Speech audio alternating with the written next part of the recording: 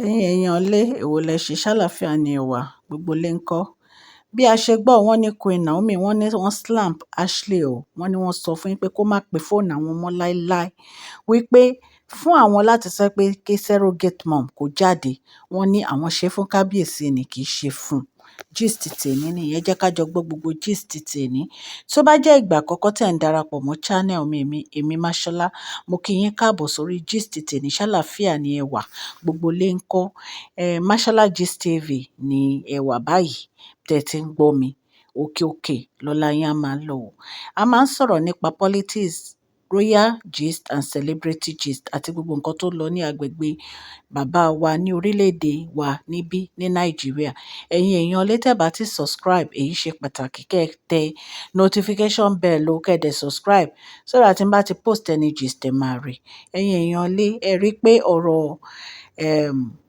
Ashley yìí ẹ rí pé ó ń fẹ́ àmójútó gbogbo ìgbà ní Queen Naomi ti sọ pé kó má pa aago àwọn ọmọ irọ́ ni ó ti gbé aago ó ti pè ẹ̀yin èèyàn lé wọ́n ní surrogate mom wọ́n ló há sínú palace o kábíyèsí sọ wípé kí ó máa lọ ṣùgbọ́n surrogate mom ìyàwó ló bá wá sínú palace wọ́n ní òun àti màmá tó mú wá wọ́n ní wọ́n jókòó sínú palace wọn ò fẹ́ lọ nínú palace kábíyèsí wa mọ́ wọ́n ló ń lé ìyàwó kiri wọ́n ní ẹ̀mẹwàá ló máa rèdí kiri inú palace ṣùgbọ́n kábíyèsí focus lórí ọ̀rọ̀ Naomi Queen Naomi wọ́n ní láyéláyé àwọn ò ní ever fẹ́ ìyàwó kankan mọ́ àfi kí ìdùnnú àwọn ayọ̀ àwọn àfi kó padà wá sínú palace ẹ̀yin èèyàn lé ẹ jẹ́ ká jọ gbọ́ gbogbo gist tèmi ẹ̀yin náà mọ ọ̀nà tí surrogate mom gbà wá sínú palace Ashley ló gbé surrogate mom wá sínú palace ó ní kó wá bóun gbóyún ó dẹ̀ sanwó bí kábíyèsí ṣe refuse nìyẹn pé tí ò bá ti lè bímọ fún rẹ̀ kó gbàgbé èèyàn kan kò lè gbóyún fáwọn ṣùgbọ́n kábíyèsí wọ́n like relationship pẹ̀lú èèyàn nítorí pé kábíyèsí wa èèyàn àtàtà èèyàn ìdùnnú òní kábíyèsí wọ́n like kán máa báyàn ṣeré kán máa báyàn rẹ́rìn very good and very very nice king wọ́n ní bí surrogate mom ṣe fall in love pẹ̀lú kábíyèsí nìyẹn ò tó lóun ò ní kúrò nínú palace wọ́n ní Ashley wọ́n ló ti try láti lé surrogate mom wọ́n ní surrogate mom ní òun ò ní lọ anywhere wọ́n ní bí Queen Naomi wọ́n wá dá sí ọ̀rọ̀ yìí wọ́n ní wọ́n sọ fún kábíyèsí pé àti ìyá surrogate mom tó mú surrogate mom wá àti surrogate mom àwọn fẹ́ kí àwọn méjèèjì kán kúrò nínú palace yẹn as soon as possible wọ́n ní bí kábíyèsí ṣe dé báyìí láti ọ̀dọ̀ Queen Naomi allegedly ni o bá ṣe gbọ́ ni o ẹ mọ̀ pé mo máa ń sọ fún yín Máṣọ́lá ò bá kábíyèsí gbé inú palace o wọ́n ní bí wọ́n ṣe sọ fún surrogate mom àti ìyá tó mú wá nìyẹn pé kán leave palace àwọn as soon as possible kíá ni wọ́n dẹ̀ bẹ̀rẹ̀ sí kẹ́rù wọn bí àǹtí wáyé Ashley bó ṣe pé Queen Naomi nìyẹn tó fẹ́ máa dúpẹ́ lọ́wọ́ wọn wọ́n ní Queen Naomi ní kí ló ń pe àwọn fún ṣé àwọn sọ pé kí surrogate mom kúrò ní palace nítorí ẹ̀ ni àwọn ṣe nítorí kábíyèsí ni torí àwọn ò fẹ́ problem fún bàbá Tadéníkàwò òun làwọn ṣe so Ashley wọlé pé Queen Naomi ẹ rí pé ọ̀rọ̀ Ashley ẹ rí pé ó ní problem so ó lè pé Queen Naomi lẹ́yìn ìgbà tó ti ń threaten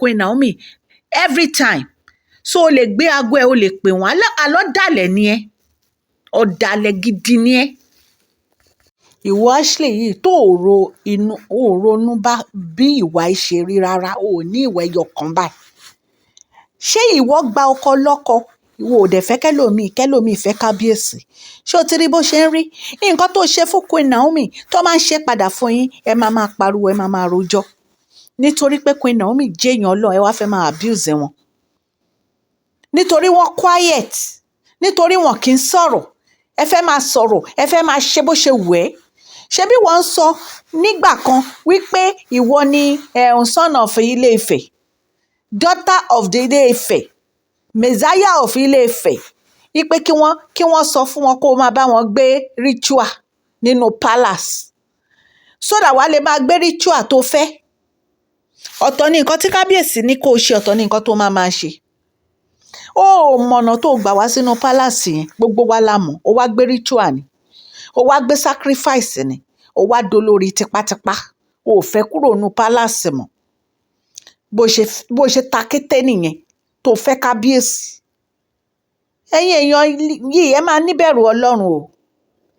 Ó wá ń sunkún òun pariwo surrogate mom ò lọ o, surrogate mom ò lọ o. Ìgbà tí surrogate mom tó ti mọ̀ pé èèyàn burúkú ni ẹ, báwo ló ṣe fẹ́ lọ? Báwo ló ṣe fẹ́ lọ? A fẹ́ kí nǹkan kan ta sí àlá kábíyèsí. Ọjọ́ wo lẹ rí kábíyèsí wọṣọ pupa rí àbáṣọ dúdú àbáṣọ blue? White ni everyday. Nítorí pé àyànfẹ́ Ọlọ́run, èèyàn Ọlọ́run ní kábíyèsí. Ẹ wá fẹ́ máa ẹ fẹ́ máa tapo sí àlá wọn bó ṣe wù yín. Kò tí ẹ yẹ kí kábíyèsí fẹ́ ẹ rárá because ìwẹ́ ò dáa. Gbogbo inú ẹ, ìwà àti Mariam, nǹkan burúkú báyìí ló ń gbénu yín. Gbogbo ògùn tẹ́ ti ṣe náà, kí ni ààbò ẹ̀? Gbogbo ẹ̀ ń sunkún ni nítorí pé Ọlọ́run tí Queen Naomi ń sìn, Ọlọ́run alààyè ni, kò fi wọ́n sílẹ̀ ní ìgbà kankan. Every time jealousness ni wọ́n ti fi jealousness wọ́n ti fi ṣe yín. Ẹ mọ̀jú kẹ́ máa jealous lọ. Ẹni tẹ́ ń jealous tí ò rí ti yín rò tó yẹ pé ó ń ṣe. Ẹ rí bí ọ̀nà Queen Naomi ṣe ńlá ni tó ń ṣoríire nítorí pé wọn ò robi sí yín. Ẹ jẹ́ lọ jáwọ́ nínú ibi kọ́nà lè là fún yín.